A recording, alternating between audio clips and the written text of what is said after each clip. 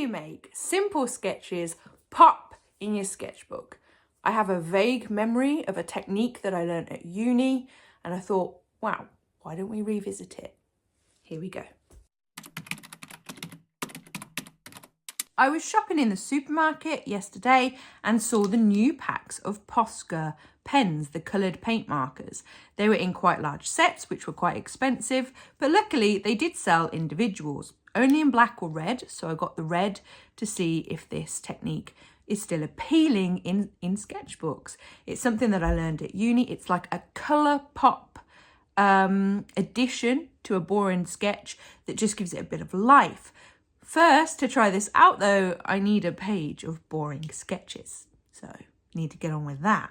In my sketchbook, I have this little sequence of a squirrel jumping down, coming to get a nut and running away. And I want some way for it to flow better, because at the moment it just looks a bit disjointed. So what I'm going to do is draw a ribbon that runs through the squirrel's progress.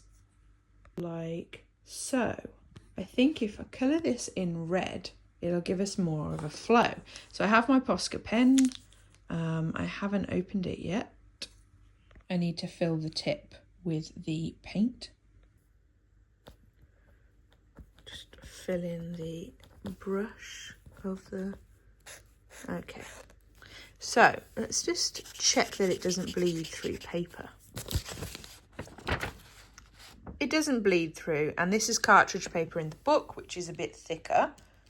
So let's try it.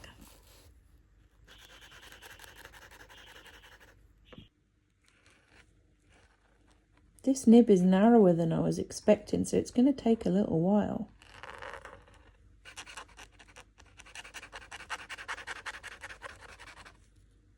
I'm leaving little bits of white, as I quite like the look of that. It looks a bit more speedy.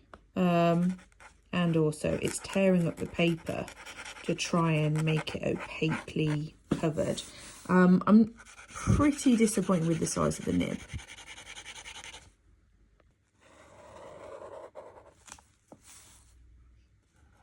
I like that you can get around their whiskers. Because if you paint over it with a brush, sometimes you lose those little details.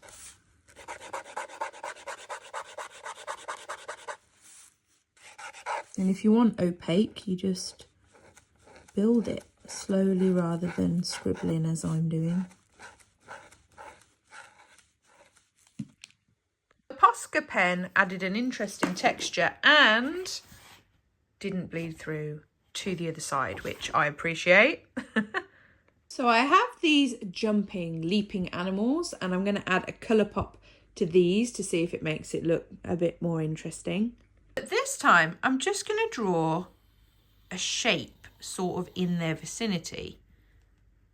This little guy, he can have a circle as well.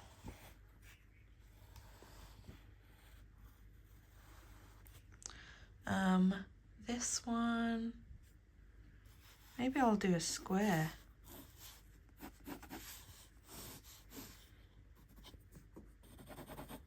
Like so. The deer, I don't know. Okay, just some very jagged, sort of not precise shapes that I'm going to now colour in red, like, and there we are. I like the pops of colour. I do think that adds something. This little dude in the middle is my favourite. I'd like to try this colour pop technique with acrylic paint, so it's really, really opaque but doesn't buckle the paper, hopefully. That's something to add to the list. There you have it. I have thoroughly exhausted this pen now. If you liked this tip, give the video a like and maybe subscribe to my channel. I post sketchbook tours every Tuesday whilst I'm doing this 75-day challenge, and shorts regularly go up on my shorts feed with little tips and tutorials. I also will be posting random stuff like this as it comes to me throughout the week. So yeah, thank you for following if you already have, and if you've come from TikTok, I appreciate you. Give me a little in the comments, because I haven't figured out how to tell who's followed me from TikTok. So if you're here, let me know.